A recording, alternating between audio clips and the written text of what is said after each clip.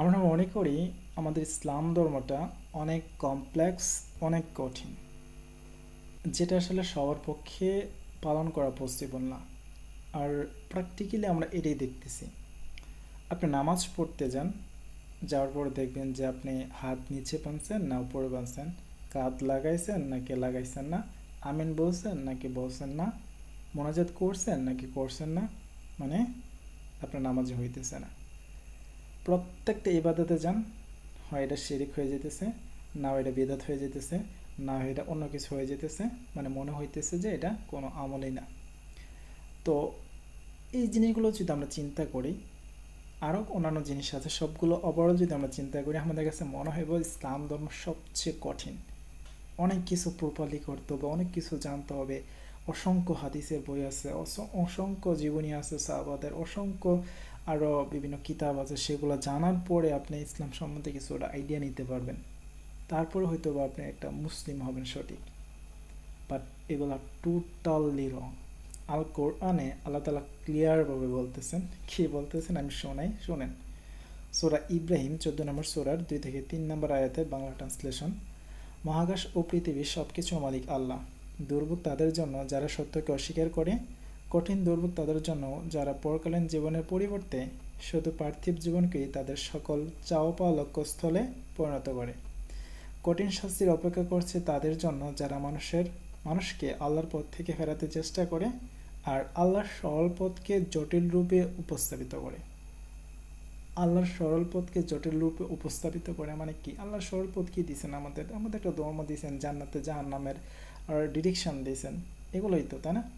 So ইসলামের সরল পথকে যারা জটিল রূপে উপস্থাপন করতেছে তাদের জন্য দুর্ভোগ বলতেছে। তার মানে কি? আমি প্রশ্ন যেটা বুঝতে দিতেছি যে ইসলাম সহজ সরল। হ্যাঁ, সত্যি ইসলাম সহজ সরল, সেটা আমাদের শিক্ষা নিতে হবে আল কোরআন থেকে, যে কাজটা আমরা করি না।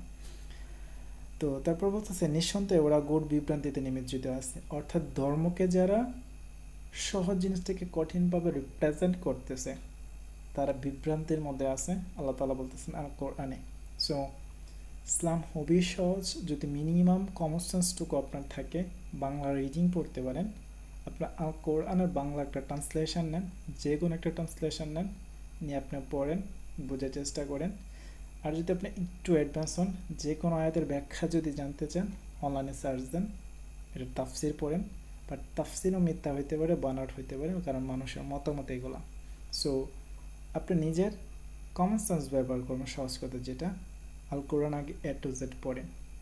আমি বুঝি না আমাদের হুজুরেরা বা আমাদের মুসলমানরা হাদিস নিয়ে বা অন্যান্য মাসালা নিয়ে অথবা অন্যান্য টুকিটাকি জিনিস নিয়ে এত এত দ্বন্দ্ব করতেছে, ঝামেলা করতেছে, অথচ আল কোরআনের 10টা আয়াতের অর্থ জানে না। আরে ভাই, আল কোরআনের 6256টা প্লাস মাইনাস আয়াত আছে, এই আয়াতের অর্থও লাগে জানেন।